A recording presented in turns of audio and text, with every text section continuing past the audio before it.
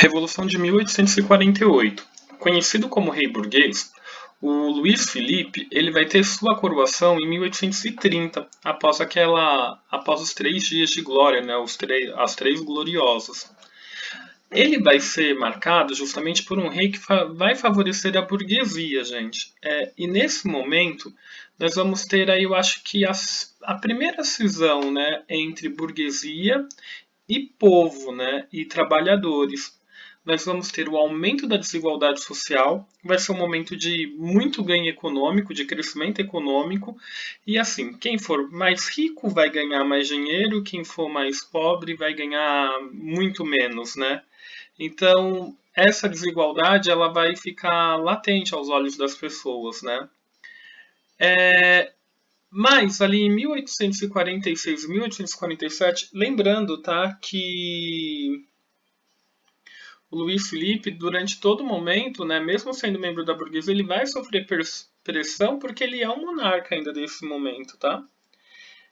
Ali entre 1846 e 1847, nós vamos ter problemas climáticos que vai resultar em má colheitas ali na região da França, tá? Na Europa, como um todo. E vai gerar uma crise de abastecimento.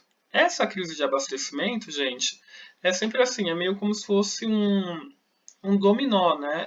Vai gerar um abalo no consumo, e quando gerar esse abalo no consumo, a gente vai ter automaticamente fechamento de fábricas, que vai gerar muito desemprego. E lógico, né? Se a gente não está tendo crescimento econômico das classes inferiores, né? Quem vai sofrer mais vai ser justamente essas classes. E nesse momento vai começar a surgir ali algumas protestos, manifestações. O francês ele é muito de fazer esse tipo de manifestação. E o governo vai começar a mostrar, de alguma maneira, a sua postura autoritária, né? Os movimentos de oposição ao regime monárquico vão ser punidos com violência, até pena de morte ali. E, além disso, vai ter uma censura à imprensa e também foram proibidas qualquer tipo de reunião ou manifestação. Até eles dão um exemplo aí das noites dos banquetes, né? Que eram encontros de pessoas que tinham ideais republicanos. E com isso, já em fevereiro de 1848, gente, nós vamos ter aí essa revolução. Milhares de pessoas que vão se opor ao governo, né, à monarquia, principalmente, isso é muito importante falar, tá? Operários, estudantes e membros da pequena burguesia, eles vão começar uma série de rebeliões e eles vão tomar as ruas de Paris. Gente, aquela cena que é classicona, né, em coisas de revolucionário em Paris. Eles vão formar barricadas e a luta vai ser armada, tá bom? Tendo isso como cenário e também tendo um isolamento, né, e o medo da aristocracia, o rei vai abdicar do trono. Quando o rei abdica do trono, né, vai ser criado um chamado governo provisório. Gente, essa imagem aqui mostrando esse momento, tá? É do Philippe Toit, o nome do cara aqui que fez esse quadro, né? Sabe, toda vez que eu vejo, eu fico imaginando assim, tudo destruído, ó, pedra, um monte de coisa. Imagina se já existisse televisão nesse momento, ia ser falando assim, o palácio foi quebrado, pedras foram atiradas, uma série de coisas. E um fator que é muito importante que eu esqueci de comentar sobre isso daqui vamos falar também que nesse momento a gente já vai ter a associação de grupos com ideologias políticas próprias do século XIX, como anarquia, socialismo, ok? Deixa eu passar aqui, né? E aí o que ocorre, né? Com a queda do Luís, Filipe foi criado um governo provisório que vai restabelecer, principalmente, gente, a liberdade de imprensa e vai instituir o direito de voto universal, tá? Eu não coloquei aqui, mas é só para vocês terem noção. Porque a maior parte das discussões, principalmente dos partidos republicanos, estava sobre o sufrágio. O sufrágio universal que significa voto, né? A primeira coisa que os socialistas, muito espertos, vão fazer, né? Eles já vão fazer a exigência da instauração de uma república. Gente, vamos lembrar assim, já em 1830 a república já era um pedido, mas foi optado por ter uma monarquia, né? Então, nesse momento, é melhor garantir que vai ter uma república. Aí foi instaurado esse governo provisório. Esse governo provisório, gente, ele vai ter algumas ações, né? Ele vai ter que atender algumas demandas. Os socialistas, mas vai ter que atender a principal demanda, que são os operários. E durante o governo provisório vai ser aprovado que o trabalho é uma condição essencial, ou seja, a obrigação do Estado oferecer trabalho para as pessoas. E eles vão criar as oficinas nacionais. É uma espécie de fábrica, né, de indústria que é mantida pelo próprio Estado. É uma indústria estatal. Gente, isso vai ser muito positivo nesse período, viu? A gente vai ter uma ascensão dos trabalhadores, eles vão conseguir se organizar, pagar contas, fazer essas coisas. E além disso, como já tinha comentado, vai ser o fim da pena de morte e também o reestabelecimento de todas as liberdades, inclusive religiosa, tá? Não apenas de imprensa. Aí nós vamos ter o primeiro voto, né, as primeiras eleições, que essa eleição vai ser para formar a chamada Assembleia Constituinte.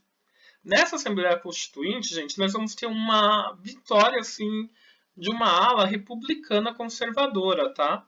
Que vão meio que ignorar as ideias aí das alas republicanas mais radicais, vamos dizer assim. Que é socialista, anarquista, essas coisas. E eles vão começar a ter algumas atitudes arbitrárias. Eles vão perceber, eles vão falar isso, que ter uma oficina nacional acaba gerando muito gasto, então é melhor fechar. Vão começar a tirar o direito dos pobres ali, tá? E nisso, gente, nós vamos ter as eleições presidenciais de 1848. Só que aí vem uma coisa que ninguém esperava. Em 1848 surge um candidato, que é esse cara aqui, o Luiz Felipe, o Napoleão III. Quando ele surge como candidato, gente, as pessoas que estavam aqui, os conservadores republicanos, que tinham a eleição quase como dada ganha, eles vão perder. E quando eles perdem, vai assumir aí o poder justamente Luiz Felipe. Só para a gente lembrar, esse Napoleão III, gente, deixa eu dar uma olhada se eu tenho aqui. Não, é aqui mesmo. Deixa eu voltar aqui. Opa. Esse Luiz Felipe III, gente, uma coisa que é bem curiosa, né? Ele vai ter praticamente. Ele vai dar um golpe de Estado. E aí o que vai acontecer? Um golpe que é o chamado golpe de Luiz Bonaparte, em 1851, onde ele vai ampliar o poder dele, né? Tenta imaginar que ele era presidente, agora ele vai ser praticamente um rei. Ele vai fechar a Assembleia Nacional, ele vai elaborar uma nova Constituição e ele vai se tornar cônsul, o mesmo cargo do Napoleão, primeiro, do tio dele lá. E em 1852 ele vai convocar um plebiscito, e nesse plebiscito, gente, ele vai conseguir ter o título de Napoleão III, ou seja, ele vai tornar a França novamente um império. Olha que loucura, gente. Nós começamos a caminhar de novo aí, ó, como eu disse aqui, para o regime absolutista. E era muito contraditório para o povo francês isso, né? Só que uma coisa vai ser interessante. Ele vai conseguir reurbanizar a França, ele vai ter um crescimento econômico, Paris vai ficar muito bonita, e na política externa a França vai aparecer como um país forte, né? Ela vai se associar e ela vai ter a tutela dos demais países vizinhos aí, das potências como a Inglaterra, a Prússia e a Áustria. Só não vai ter tutela da Rússia, tá? Porque vamos tentar imaginar que o Napoleão III ainda carregava aquele sentimento de ranço contra a Rússia por conta das derrotas, né, que ele vai ter, que ele teve, né, que o Napoleão teve lá na Revolução Francesa, beleza? E por isso ele vai fazer aí a chamada campanha, né, contra o czar Nicolau, que vai resultar na Guerra da Crimeia, que a França vai perder também, tá?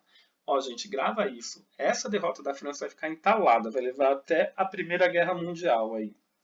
Gente, depois de tudo isso, né, o Napoleão III ele é preso, ele vai ser deposto, vai ocorrer mais revoluções em Paris, e nisso a gente vai ter talvez aí a primeira experiência comunista, que vai ser a Comuna de Paris. Sobre a Comuna de Paris, eu vou deixar vídeo para vocês, tá bom? Que fica mais fácil de ter um entendimento. Só para a gente entender o termo Primavera dos Povos.